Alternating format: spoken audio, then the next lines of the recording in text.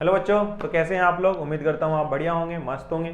तो आज हम देखने वाले हैं केस बेस्ड स्टडी क्वेश्चन, यानी आपको एक केस स्टडी देगी, उसके ऊपर आपसे कुछ क्वेश्चंस पूछे जाएंगे और उसका आपको जवाब करना है। तो आपको इस तरह के क्वेश्चन कैसे आते हैं उसके बारे में हम इस वीडियो के अंदर डिस्कस करने वाले हैं। ठीक है बच्चों, तो चलो शुरू करते हैं। हेलो बच्चों, तो कैसे हैं आप लोग। तो आज हम देखने वाले हैं केमिकल इक्वेशंस एंड रिएक्शंस, जो अपना टॉपिक है उसके अंदर हम देखने वाले हैं कॉम्पिटेंसी बेस्ड क्वेश्चन, यानी कि कुछ केस स्टडी वाले क्वेश्चन आते हैं, तो उसको आज हम डिस्कस करने वाले हैं। चलिए स्टार्ट करते हैं। पहली केस स्टडी आपको दी है, ध्यान से पढ़िएगा क्या कहता है। Read the extract given below and answer the questions that follow. मतलब आपको एक एब्स्ट्रैक्ट दिया है, इसको आपको पढ़ना है और इसके बेसिस पे आपसे कुछ क्वेश्चन पूछे जाएंगे, आपको उन क्वेश्चंस का क्या करना है, आंसर करना है। सिंपल सी बात है, ठीक है। क्या कहता है, chemical reaction of process in which one or more substance the reactant and are converted to a one or more different substances the products.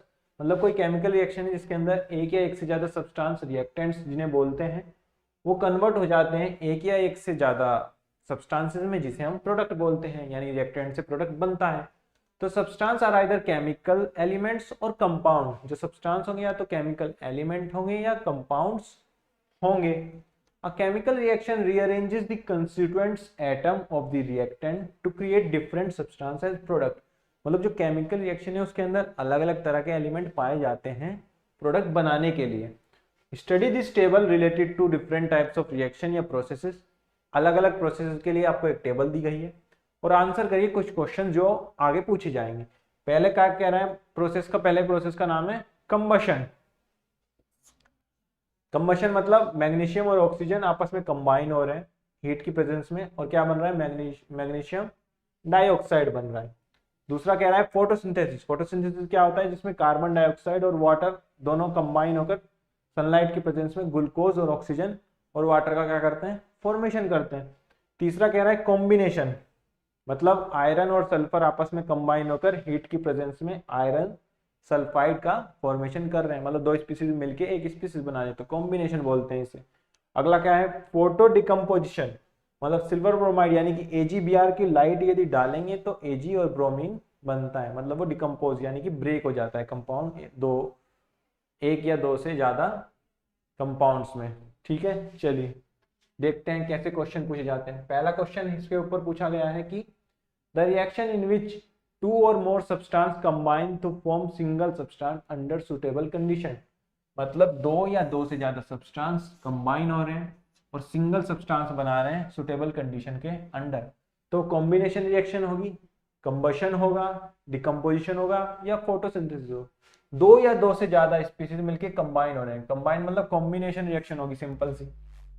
ठीक है, तो आंसर क्या हो जाएगा इसका, ए हो जाएगा। क्या हो जाएगा, ए हो जाएगा। चलिए अगला क्वेश्चन देखते हैं। अगला क्वेश्चन है which of the following is essential for photosynthesis. Photosynthesis के लिए क्या एसेंशियल है, सनलाइट एसेंशियल है, कंबशन होना एसेंशियल है, ग्लूकोज होना, या फिर बोथ ए एंड बी। तो सनलाइट, जो फोटोसिंथेसिस है उसके लिए हमें चाहिए सनलाइट। सनलाइट चाहिए भाई, जब भी तो फोटोसिंथेसिस होगा। कंबशन नहीं होता है, ग्लूकोज तो बनता है, तो बोथ ए एंड बी नहीं हो सकता, तो आंसर हो गया इसका ए। क्या हो गया, ए इसका आंसर हो गया। मतलब सनलाइट जो है वो एसेंशियल है किसके लिए, फोटोसिंथेसिस होने के लिए। चलिए आगे बढ़ते हैं बच्चों। अगला क्या है, when a chemical compound decomposes on absorbing light energy. मतलब कोई कंपाउंड है वो डिकम्पोज हो गया है लाइट एनर्जी को एब्जॉर्ब करके, तो इस तरह की रिएक्शन को क्या कहेंगे, फोटोसिंथेसिस कहेंगे ना। फोटोसिंथेसिस तो लाइट की मदद से कुछ सब्सटेंस बनते हैं दो कंबाइन होकर, लेकिन फोटो इलेक्ट्रिक डिकम्पोजिशन, हाँ डिकम्पोज हो रहा है, मतलब फोटो इलेक्ट्रिक मतलब फोटोलाइटिक, यानी कि लाइट की प्रेजेंस में टूटना, डिकम्पोज होना। कॉम्बिनेशन नहीं है भाई, डिकम्पोज हो रहा है वो तो। थर्मल डिकम्पोजिशन होता है हीट की वजह से टूटना, लेकिन यहाँ पे बात हो रही है लाइट एनर्जी, तो ये क्या हो गया, फोटोलाइटिक डिकम्पोजिशन। तो ऑप्शन बी क्या हो गया इसका सही आंसर हो गया। ठीक है, आया समझ में, आगे बढ़ते हैं। आगे क्या कहता है, which of the following reaction is an example of combustion. Combustion मतलब ऑक्सीजन की प्रेजेंस में जलना या रिएक्शन लेना ऑक्सीजन के साथ। तो ऐसा कहाँ हो रहा है ऑक्सीजन के साथ, पहला ही है कार्बन ऑक्सीजन मिलके CO2 बना रहे हैं, दूसरे में जिंक H2SO4 के साथ ZnSO4 बना रहे हैं, कंबशन नहीं है। तीसरा Zn प्लस HCl ZnCl2 बना रहा है, तो ये भी कंबशन नहीं है। Last magnesium plus N2 Mg3N2 बना रहे हैं, मैग्नीशियम नाइट्राइड बना रहा है, ये भी नहीं है। तो ऑप्शन ए क्या हो गया, करेक्ट हो गया। आगे बढ़े, चलो आगे बढ़ते हैं। क्या कहता है, which of the following is an example of combination reaction. Combination reaction का एग्जांपल, कॉम्बिनेशन रिएक्शन मतलब ऐसी रिएक्शन जिसके अंदर दो स्पीसीज कंबाइन होके एक कंपाउंड बना रहे हैं। पहले में H2 प्लस Cl2 कंबाइन होके 2HCl, तो कॉम्बिनेशन है। दूसरे में Fe और सल्फर मिलके FeS बना रहे हैं, ये भी कॉम्बिनेशन रिएक्शन हो गई। अगले में H2 प्लस O2 आपस में कंबाइन होके H2 बनाने हैं, तो ये भी कॉम्बिनेशन। तो ABCD सारे मतलब ऑल ऑफ दी अबव हो गया, तो आंसर इसका हो गया डी। क्लियर एकदम। कॉम्बिनेशन रिएक्शन मतलब दो या दो चीज मिलके एक चीज बनाना। आगे बढ़ते हैं। आगे हमारे पास सेकंड केस स्टडी दे रखी है। क्या दे रखी है, सेकंड केस स्टडी। क्या कहती है case study, read the extract given below. नीचे दिया हुआ एक्सट्रैक्ट है, इसको पढ़िए, सिंपल। आगे इन दी बिलो एक्सपेरिमेंट, एक्सपेरिमेंट करा गया है कोई, इसके अंदर when an iron nail is dipped in copper sulphate, मतलब लोहे की कील को कॉपर सल्फेट के सॉल्यूशन में डिप कर दिया, तो होता क्या है, अब brown coating of copper is formed, copper की ब्राउन कलर की कोटिंग बन जाती है in the surface of iron, and the colour of copper sulphate solution changes, blue से ग्रीन हो जाता है, पेल ग्रीन हो जाता है। तो रिएक्शन हमें बताती है कि आयरन जो है ज्यादा रिएक्टिव है कॉपर से, इसलिए वो कॉपर को क्या कर रहा है, डिस्प्लेस कर देता है आयरन के कॉम्प्लेक्स से। तो इसलिए कॉपर के सल्फेट के सॉल्यूशन से डिस्प्लेस कर दिया आयरन ने। तो ये इसका दे रखा है।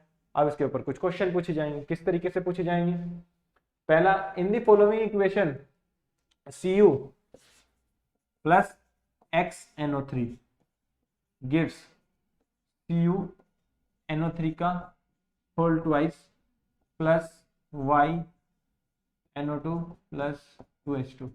ये हमें एक रिएक्शन दी है, इसमें बताना है x और y की वैल्यू क्या है। x और y की वैल्यू निकालने के लिए देख लेते हैं, यहाँ पे कॉपर कितना है, रिएक्टेंट में लिख लेते हैं, यहाँ पे रिएक्टेंट, यहाँ पे क्या लिखते हैं, प्रोडक्ट। रिएक्टेंट में कॉपर कितना, एक, प्रोडक्ट में कॉपर कितना, एक। हाइड्रोजन कितना है, यहाँ पे x है, यहाँ पे कितना है, 4 है हाइड्रोजन, और यहाँ पे नाइट्रोजन कितना है, x है, यहाँ पे नाइट्रोजन कितना है, 2 प्लस y, कितना हो गया, 2 प्लस y। ऑक्सीजन यहाँ पे कितना है, 3x है, क्या है, 3x। यहाँ पे कितना है, 6 प्लस y। तो अब इन्हें बराबर बराबर रख दो, मतलब x इज इक्वल टू 4 हो गया। क्यों, उधर x हाइड्रोजन है, इधर 4 हाइड्रोजन है, तो x की वैल्यू क्या हो गई, 4। और नाइट्रोजन को यदि बराबर रखें तो x is equal to 2 plus y, x को यहाँ रखो, 4 is equal to 2 plus y, तो y क्या आ गया, 4 माइनस 2 यानी कि 2। तो x कितना, 4, और जो y है वो कितना है, y कितना हो गया, 2 हो गया। अगर ऐसा हो गया तो ऑप्शन सी अपना सही हो गया। क्या हो गया, ऑप्शन सी अपना सही हो गया। चलिए अगले क्वेश्चन की तरफ बढ़ते हैं। अगला क्वेश्चन क्या कहता है, when copper rod is dipped in iron sulphate solution,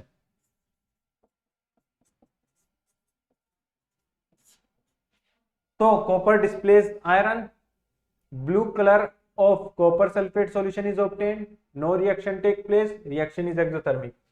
अब हमें पता है यदि हम आयरन को डिप करें कॉपर सल्फेट में तो डिस्प्लेस कर देता है, यानी कि Fe जो है वो मोर रिएक्टिव है देन कॉपर। लेकिन यदि हम कॉपर को डिप कर दें आयरन के अंदर तो कोई रिएक्शन नहीं होने वाली, कोई रिएक्शन नहीं होगी, इसलिए नो रिएक्शन टेक्स प्लेस हो जाएगा हमारा करेक्ट आंसर। तो सी क्या हो गया, करेक्ट आंसर हो गया। ऐसा तो स्टेटमेंट में भी कहा है, केस स्टडी का जो स्टेटमेंट है उसमें अंदर भी तो कहा है Fe is more reactive than copper. चलिए अगले क्वेश्चन की तरफ चलते हैं। अगला क्वेश्चन है, a substance which oxidized itself and reduced other, खुद का ऑक्सीडेशन दूसरे का रिडक्शन, तो क्या होगा, रिड्यूसिंग एजेंट। क्या हो गया, वो कैसा हो जाएगा, रिड्यूसिंग एजेंट हो जाएगा। आगे बढ़ते हैं। अगला क्वेश्चन क्या कहता है, Fe2O3 प्लस 2Al कंबाइन होकर Al2O3 प्लस 2Fe बना रहा है। यानी कि आयरन यहाँ पे एल्यूमिनियम की जगह आ गया। जगह आ गया मतलब एल्यूमिनियम ने आयरन को हटा दिया, तो क्या हो गया, डिस्प्लेसमेंट रिएक्शन। तो आंसर क्या हो गया, डी हो गया। आंसर क्या हो गया, डी। आगे बढ़े। आगे क्या कहता है, name the product formed when iron filling heated with dilute hydrochloric acid. हम जानते हैं आयरन Fe HCl के साथ हीट करेंगे तो क्या बनेगा, FeCl2 बनेगा, साथ ही साथ H2 बनेगा। ठीक है, तो आंसर क्या हो गया, Fe2 chloride and hydrogen gas. Answer हो गया बी, सी हो गया आंसर। क्लियर। आगे बढ़ते हैं। अगली केस स्टडी क्या दे रखी है, read the extract given below and answer the question that follows. ये एक्सट्रैक्ट पढ़ो और आंसर दो क्वेश्चन का। Rahul is skilled painter. Rahul एक मंझवा कारीगर है, पेंटर है। ही मिक्सड अ व्हाइट कलर्ड पाउडर। उसने एक व्हाइट कलर का पाउडर लिया और उस कंपाउंड एक्स को मिक्स कर दिया पानी के साथ। क्या कर रहा है राहुल, एक्स कंपाउंड है, उसे पानी में मिला रहा है। तो कंपाउंड एक्स रिएक्ट करता है वाटर के साथ और प्रोड्यूस करता है वाई।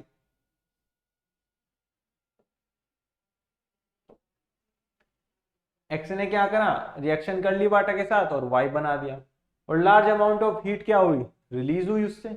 तो राहुल ने उस वाई कंपाउंड को व्हाइट वॉश कर दिया, मतलब दीवारों पर पेंट कर दिया, क्योंकि मंजवा कालीगर है भाई, वो तो पेंट करेगा। तो customer was not satisfied with the work of Rahul. तो जो ग्राहक था, जो मतलब राहुल से पेंट करवा रहा था अपने घर में, तो वो कहने लगा भाई अच्छा काम नहीं कर रहे हो आप। तो राहुल उस पर क्या कहता है, but Rahul guaranteed him that the wall would shine after 2-3 days and after 3 days of whitewash the walls become shiny। मतलब राहुल ने कहा कि साहब मैं आपको गारंटी देता हूं कि 2-3 दिन में आपकी दीवारें एकदम चमकने लगेगी। और 2-3 दिन बाद हुआ क्या, दीवारें चमकने लगी। क्यों, राहुल जो है मंझवा कारीगर था, उसे पता था भाई हो जाएगा ये तो चमक जाएगी। समझ गया। अब क्वेश्चन इस पे देखते हैं कैसे पूछे जाते हैं। क्वेश्चन क्या कहता है, कंपाउंड एक्स जो मिलाया उसने पानी के साथ, क्या कंपाउंड मिलाया था भाई, कैल्शियम ऑक्साइड मिलाया था उसने, किसके साथ, पानी के साथ। और क्या बनता था, हमें पता है CaOH का होल ट्वाइस बनेगा।